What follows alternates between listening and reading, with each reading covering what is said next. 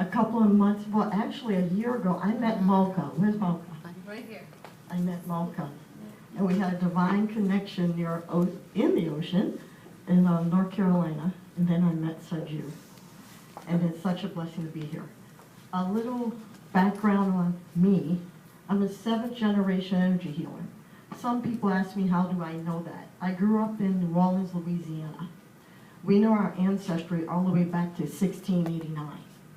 I grew up with great-grandparents, great-uncles. When I was 18, the last great died at 105. They knew all their greats and also had the paperwork. However, I ignored it till 2016. I had a cancer scare. But I've always known that energy and healing works with all of us because we're from the divine. We're all healers. So in 2016, after many going to Machu Picchu, going to India, sleeping in temples, I would not leave the engineering world. I got comfortable with money, with sitting in the cube. I was bored, and I was ignoring who I was, even though secretly I was walking around with crystals in my bra shoes, chanting to myself in corporate America, going, I cannot believe I'm sitting in a military meeting. What am I doing? And it was time to go, and Spirit released me. I didn't care, and I moved on. Well, currently, I do energy healing, public speaking. I'm in ministerial school with CSL, was very similar to Unity churches. I'm not sure if there's a CSL church here. Those two are kind of one and the same. I'm a licensed practitioner with the state of Colorado, which is affirmative prayer. I studied that for 8 years. I started reading metaphysical books, and when I was 9 years old, my mother had to hide books from me because she was worried I would zap myself or zap someone else. So that's what happens. I realized, too, with energy healing, when I am working with someone, it's a two-way street. Like I said before, it's all in us if we get out of the way. So with that, if you guys don't mind, I'm going to start with a prayer so you understand what affirmative prayer is. Just to open the space, even though the space is already open, some people may feel energies here. Saju already has. Part with the microphone, the AC, that happens. It's called energy. It floats around. So with a deep breath.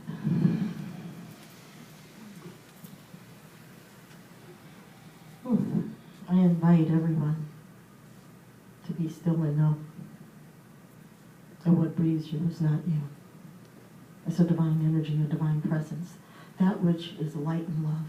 And I know everyone that is here is awakened and aware to the divine calling. Without judgment, they're in the present moment. You know, in spirit, that divine force breathes us, seeds us, that this is a time of healing for ourselves and this planet. When one of us heals, we all heal. I am grateful and aware there's a power, there's a light, there's angels, spirit guides right here and right now. No one is alone. We have a posse with us of light, of prayer, of power, of joyous expression of the divine one. Healing right now. I'm grateful for this space. I'm grateful for Alta, Malta, Saju, Rose. I'm grateful for Vic, for love and light, and the pure presence of God that allows to be us together here, right here and right now. And I release this into the law where it's done and complete, and so it is.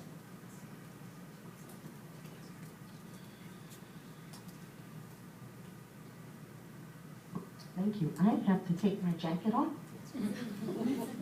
I grew up in New Orleans, but it's hot here. Welcome to Texas. Yeah, it's definitely Texas. Can we make the fast? So my lineage is, I'm black, obviously.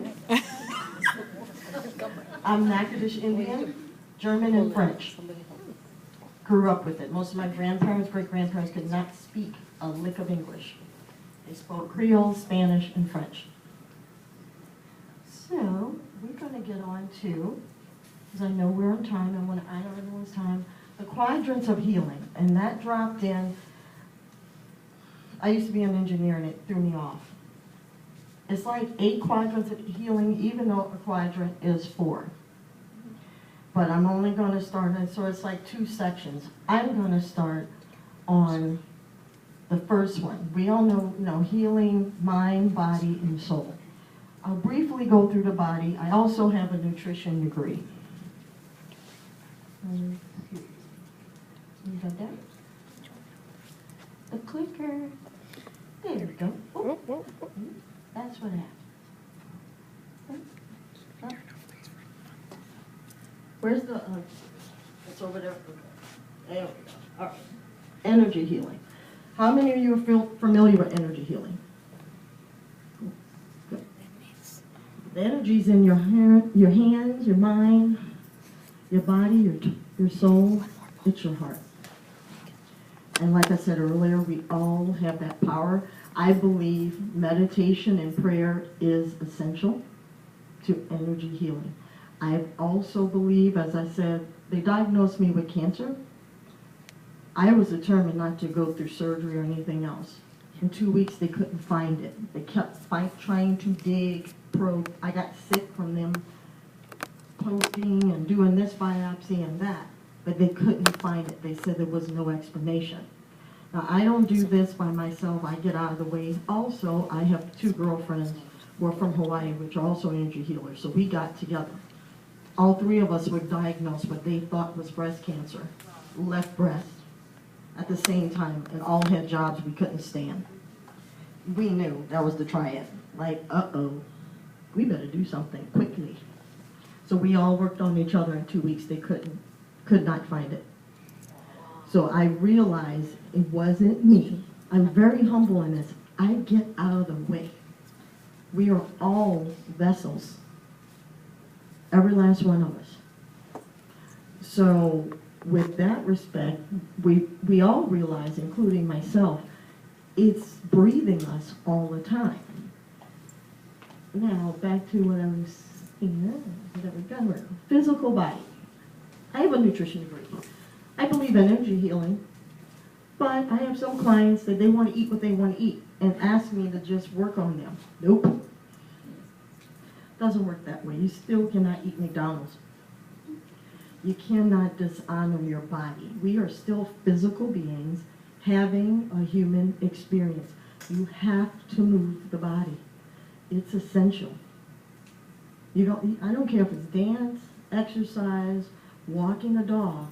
You've got to move. You've got to integrate. There's a major energy force on this physical planet. When 2012 happened, we moved through a different galaxy. We're continually to move. That affects the body temple on so many different levels. If your body's craving grapes, eat them. The biggest thing I'll say is drink water.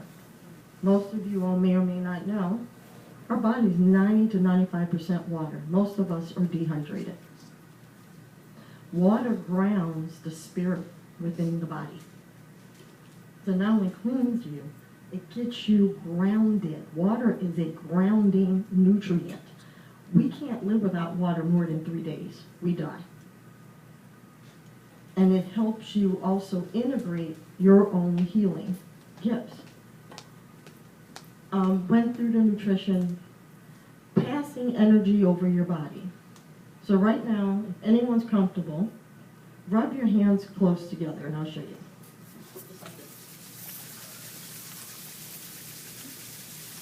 Stop is slow.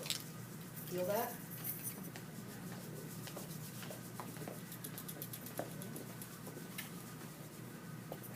That right here and right there, that just tripled.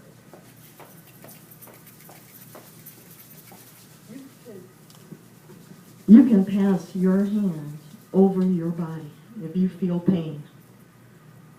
You can ask Spirit, God, whatever, Yeshua, angels, archangels, help me. Help me till you get to the doctor. Help me till you get to a pain pill. I'm not against doctors. Many of my friends are doctors. I work with chiropractors, acupuncturists, medical doctors, surgeons. My best friend is a brain surgeon who works on trauma victims. I work with him just to kind of work the two. We're still physical. I'm very clear in that. So if you're in pain or you get in a car accident, yes, but you don't have to get addicted to pain pills. That's a whole other story. That's on purpose. Too many pain pills shuts down your third eye and all your chakra centers, every last one of them. It hurts your connection to the divine. I believe in working with everything. I have a medical doctor, a chiropractor, an acupuncturist, and a massage therapist. Depending on what's going on, that's where I go. I listen, and I work on myself. I went through the water and laugh. Do not go to bed an hour before you watch the news. Don't do that. You'll have nightmares. Watch a comedy, read a book, go to bed laughing or dancing, watching a video that brings your heart joy. You will sleep better. You will also get messages. I don't know many of you all believe in traveling or out of body or astral travel. I'm not trying to get into all that. But some of us leave and come back. You can ask for a message before you go to sleep.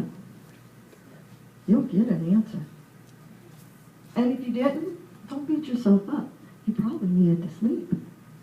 If you need 12 hours, sleep it. Go to bed early.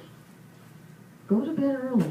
That TV is a program. I do watch TV, but within limits. It's to get you numb.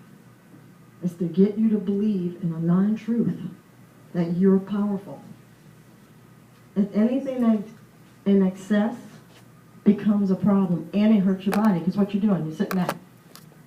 And then you eat, and then you sit down. Yeah, that's just, we're creatures of movement. And even when we sleep, we're moving. The heart's moving, the liver, the lungs, everything's functioning. All this involuntary, that's a miracle within itself. Okay. The mind and the emotional body. I'm keeping track of time. I have the gift of gab. The mind and the emotional body. The mind is precious. I believe we can do anything. For our emotions, store in the mind and the heart. I'm a victim, a victor now, of rape, molestation. My mother and I were homeless. Everything you could think of, I've been held up at gunpoint. I used to live in D.C. That's a long story. A lot of things lodged in my physical body. There are some scientists overseas believe that's the link to dementia. Not only the food, but all that stuff numbing down, pushing down. And I watch people, I go to these facilities in Colorado, they're recalling their past and they're mad. They're angry. A lot of old people who are experiencing that, they're in rage. My mother has dementia. I call her the psychic dementian person. She knew I was coming to Texas. I figured I don't need to tell her because she may not remember it. My husband told me this morning, she knows where you are. She said, she's in deep South Texas. I could feel the heat.